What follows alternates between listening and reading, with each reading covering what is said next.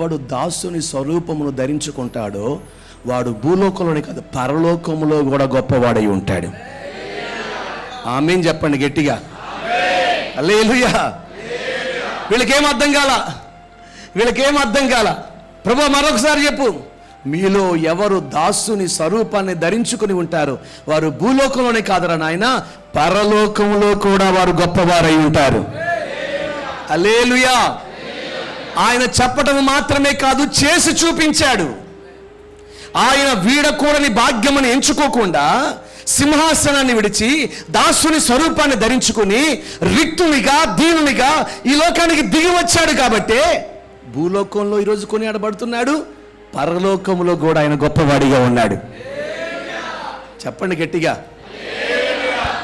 ఆత్మీయతను ఆయన చూపాడండి. ఈరోజు ఆత్మీయతను వదిలేస్తున్నారు ప్రజలు. ఏదో శరీర ఉద్రేకత, నేను అది చేసేయాలి, నువ్వు ఇది చేసేయాలి, మన వల్ల ఏమీ చేయలేం అనుకుంటాం ఏదో చెయ్యాలని. క్రీస్తు యేసు ఆజ్ఞ లేకుండా ఏమండి ఒక్క దినము ఒక్క గడియ శ్వాస కూడా మనం పీల్చుకోలేం. నమ్మిన వారు స్తోత్రం చెప్పండి. మరి ఈరోజు ఈ వాక్యం వింటున్న నీ జీవితంలో ఏమండి అహరోను చిగురించిన కర్ర ఆత్మీయతను భుజానికి ఎత్తుకున్నావా, లేకపోతే ఆత్మీయతను వదిలేసి శరీర సంబంధిగా బ్రతుకుతున్నావా? శరీర సంబంధులకు శ్రమలే కలుగుతాయి కానీ ఏమండి మేలు ఎన్నటికీ కలగదు. ఈరోజు తిరిగి వెళ్ళేటప్పుడు ఈ కోడిక ద్వారా తిరిగి మనం ఆత్మ సంబంధులుగా మార్చబడదుము గాక. భర్తను క్షమించుకోండి, మాట మారాలి, కరుగు పోవాలి.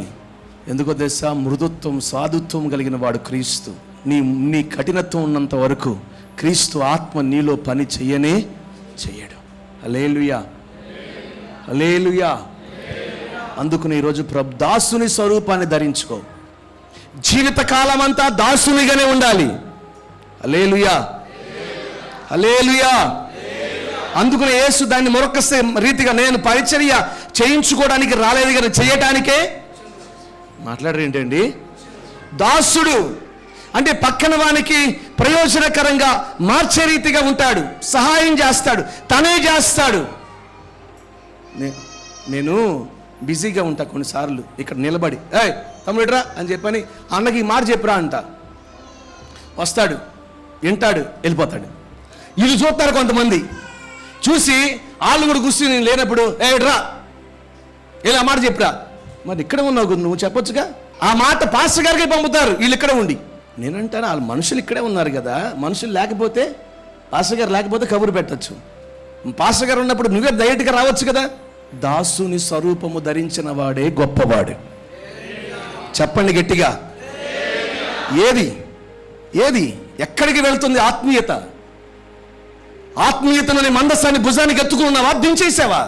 ఏది దాసుని స్వరూపం? ఏది నీకు?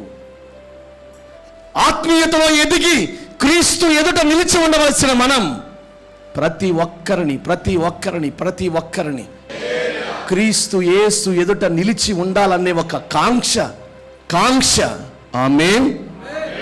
ఈ కూడికల ద్వారా అటువంటి దాసుని సారూప్యాన్ని మనము ధరించుకుందుము గాక.